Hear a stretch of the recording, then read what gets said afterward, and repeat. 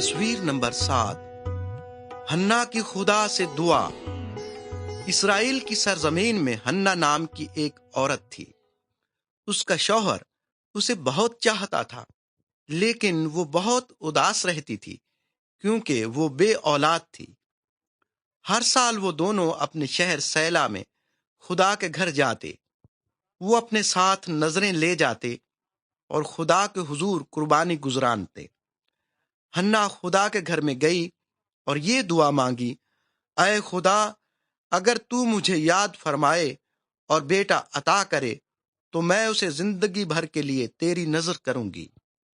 جب وہ خدا سے یہ دعا کر رہی تھی تو فقط اس کے ہونٹ ہل رہے تھے اور اس کی آواز نہیں سنائی دیتی تھی۔